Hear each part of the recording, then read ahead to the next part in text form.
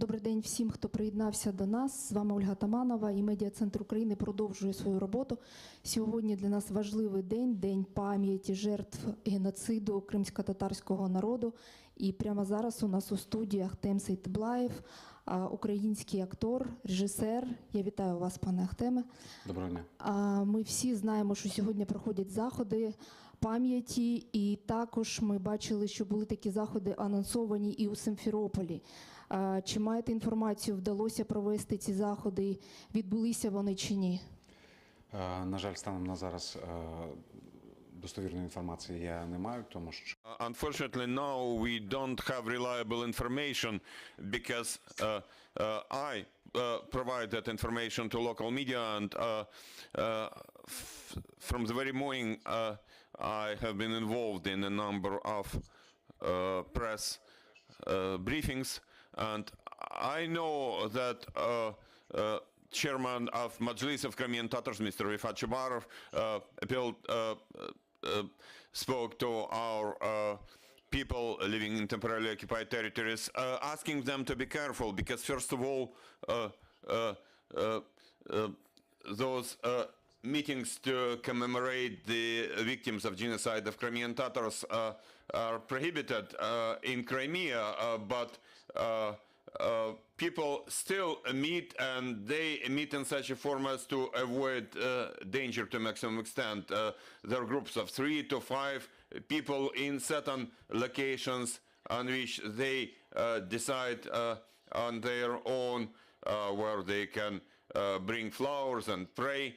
I believe this is the right way to do it because during these 8 years of occupation of Crimea, we can see that any person, irrespective of his or her ethnicity, nationality, whatever, is under danger, even for any Facebook posts.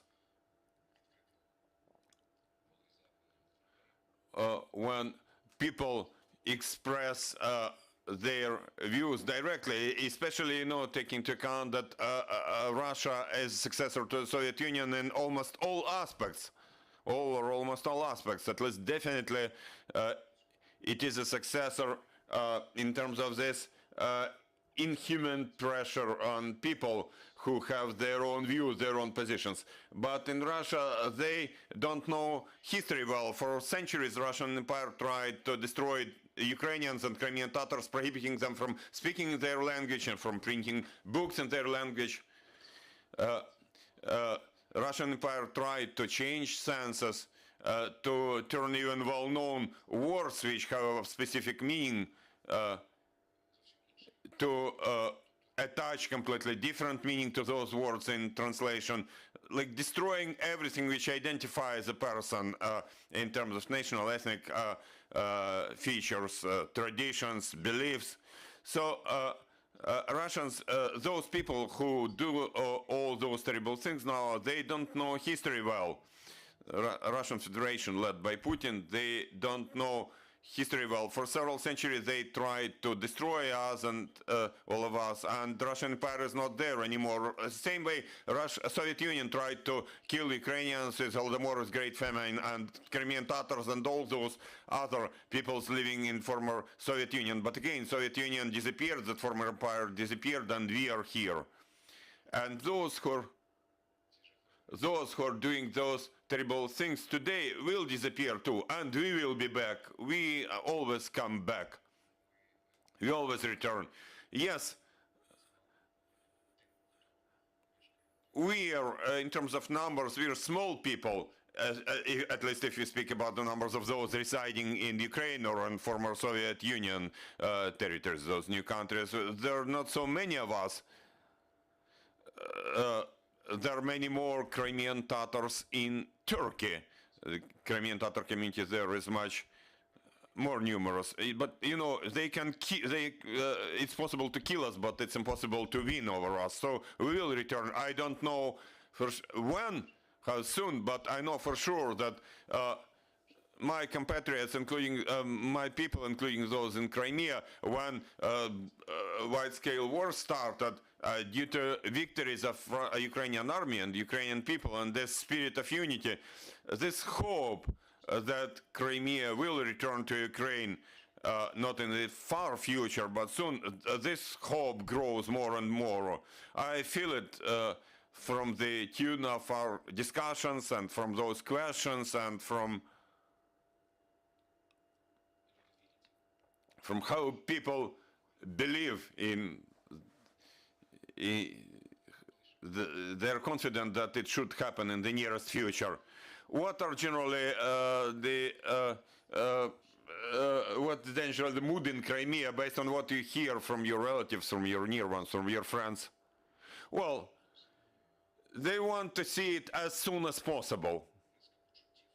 There is a range of feelings, but you know, it's 8 years. For some historical epoch, 8 years is just like a second. It's a second in terms of history, but in terms of person's life, each and every day, especially when you live in certain conditions, in certain atmosphere, when you know that your child will now go to school, and there at school, before they sit and study something, they will be told that Putin is the president of the country, that Crimea is Russia, that it has nothing to do with Ukraine. They will insist that those children should sing the Russian state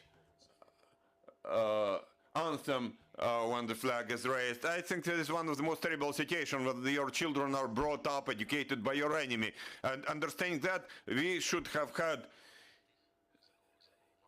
even by yesterday, we should have had some strategy of fighting for those for whom it's worth fighting. There are people for whom we should not fight. First of all, I mean those occupational forces, those active collaborationists. They know all too well that if they remain in Crimea, then we will demonstrate that punishment cannot be avoided. But those who remain, in my view, I would suggest well-known mechanisms. If you want to live in this country, okay, in 1 year you pass an exam and state language of this country, at least on the everyday level, and knowledge of history.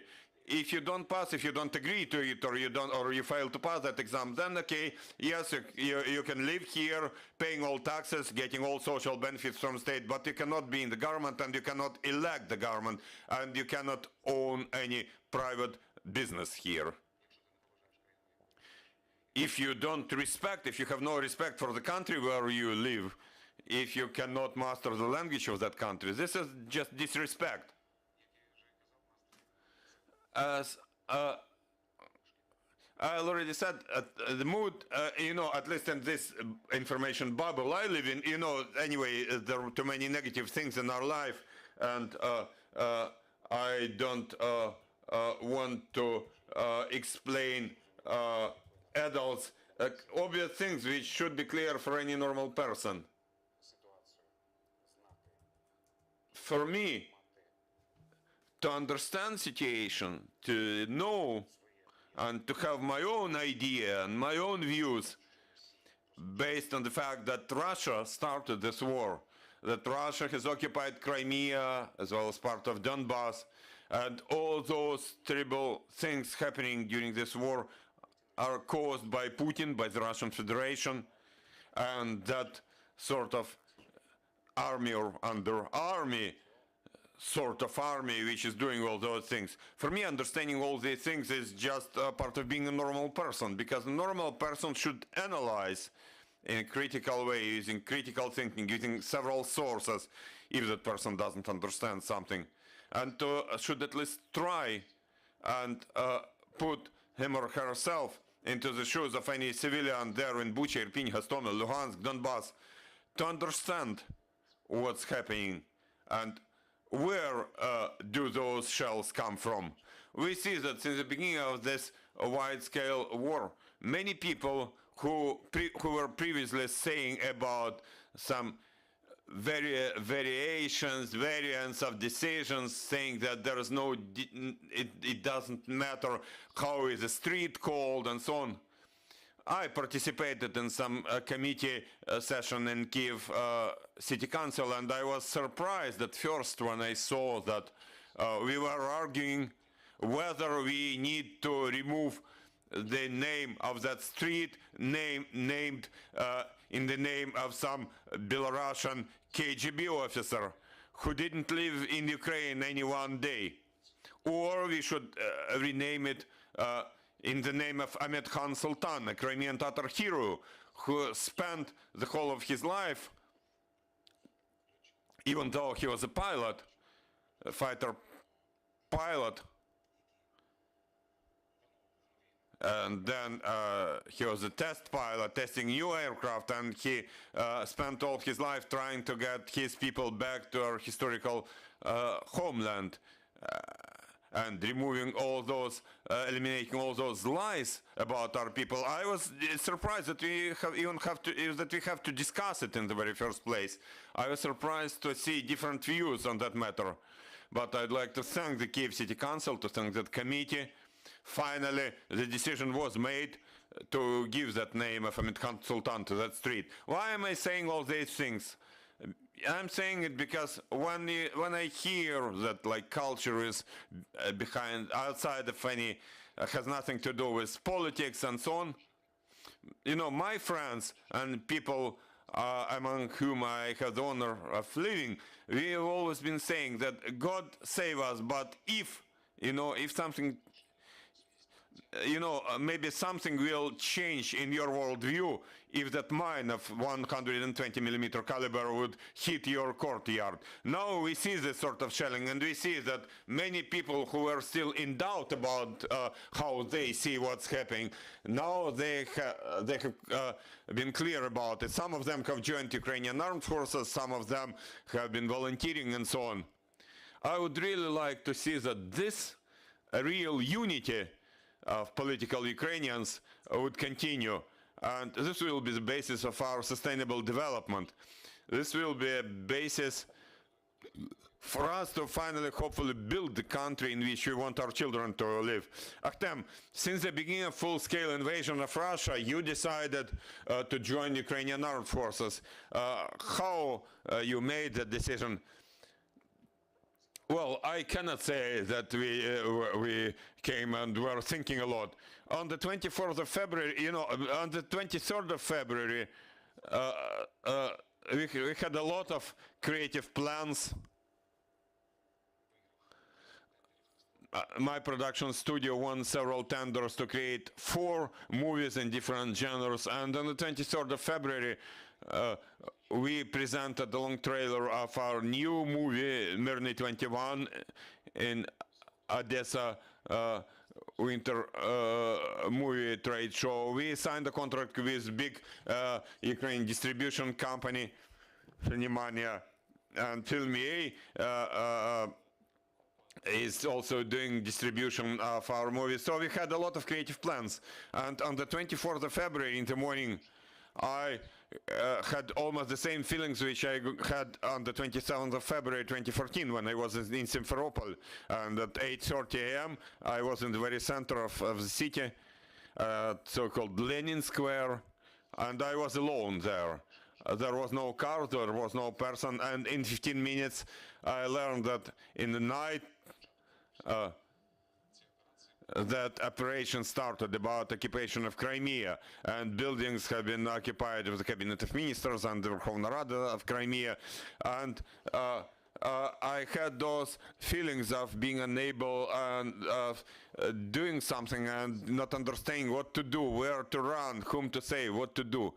I hate that feeling. And on the 24th of February 2022, I had that feeling to full scale again. To understand that I'm fed up with that. I was fed up back then, and I'm fed up with this feeling now. And on the 25th of February, my colleague and friend,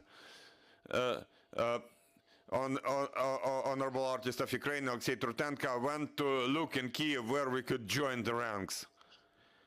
We didn't find anything because there were long waiting lines everywhere, and we were hearing the same things. Don't wait here because, you know, we have already filled all the positions, all the vacancies. I called my friend, Sergei Kostinsky, who is also from Crimea, and he said that right now a new battalion is created. I'm here, you're welcome to come. And we came and joined the 206th Territorial Defense Battalion of the city of Kyiv, of the 112th Brigade. In 2 hours we got our weapons, and in 1 more hour we were near Hostomel, where we spent the first 2 nights and 3 days. And then I was appointed the press officer of the battalion to ensure information support for our battalion. And it is a pleasure for me to see that our team, we have various people in our team. We have my friend here, Yusuf Kurchi. We met on the 26th of February, but we know each other for about 30 years, and now we serve together. We are serving together in the military. And in several days, great pictures by this photographer appeared in such publications as New York Times and Times, Reuters website, and so on. And now, with my friends, we continue those activities. We will continue serving in the city of Mykolaiv. Mr. Seitablayev, back to your professional activities. What are your plans? If it's possible to plan anything now. Well, I have many dreams. First of all, after our joint victory and after all occupied territories as of 2014 are returned, I dream of continuing where I stopped on the 23rd of February. That is to say, working on those projects where we already have confirmations on the one hand by the governmental institutions. There is some financing. For 2 movies, funding has been confirmed by private businessmen. It's great to create, I can tell you. You feel this life to full extent. I have students of 4 years, and I now get more students, future actors. I have the honor of being director of Crimean House. I have something to do. Dear colleagues, you're welcome with your questions. You're welcome. Thank you. I'm Vitaly Golod from Ukraine Forum. Please tell us, among your cyborgs, so-called, there is a Ukrainian unit created from people of various professions, various backgrounds. You're now also part of that unit. Can you compare now what is similar between those cyborgs and territorial defense? Between people, in terms of relationship between people, and where is the difference? And maybe the difference will push you towards creating a new movie. Thank you for your question. I can gladly tell you that the author of the story for Cyborg's movie, Natalka Vorozhbit, she's not only a very talented professional, but she's also very honest as a professional. And all those dialogues which were used in that movie, Cyborgs, this is almost the these are almost live conversations of real people. And as consultants for our movie, we had Evgen Zhukov, call sign Marshal, Evgen Zhvikin, call sign Adam, Kirill Nedra, call sign Docent, Alexander Trepak, call sign Redut. And when they came to the location and told us about some important details, or they started talking about almost the same things which are mentioned in that movie. And when you hear the same conversations among real people from real social backgrounds, real professions, people who maybe would never meet each other in peaceful times, namely precisely because they have different tasks in their civilian life, in their professions. And when they come to the same place for the same reason, with the same idea, they do argue sometimes quite emotionally, but you proudly understand at that point in time that you join the movie where you try to be honest, because there are many such conversations, even in our small press officers section. I can confirm it. but I'm glad that the previous deputy minister or previous speaker of the Verkhovna Rada spent the whole night at the checkpoint in the same way as others, and they don't have any Starwagen where they would spend some time for some rest. No. On the other hand, we have got understanding that, when you are making movies, you romanticize some things. That's about my profession. I'm romantic in my life, and my profession is rather romantic, although there is some healthy cynicism as part of that profession too. There are some things which you don't understand, maybe because I'm civilian, maybe over time I will treat some things differently, but generally, by and large, I can tell you that this has been very useful, very interesting, very emotional, uneasy but real life experience, which will help me to also see my creative activities in a broader perspective. Thank you. Any more questions? Your call sign maybe is director, no? Well, people know that I'm a Crimean Tatar, so they immediately started calling me a Tatar, but I asked them, with all due respect for those three fighters I know personally who have that call sign Tatarin, so I'm Said. Thank you for this meeting. Thank you for joining us. I'd like to remind you that we had Akhtem Seitablayev with us. Thank you. Stay with us, and at 1:30 we'll have spokesperson of the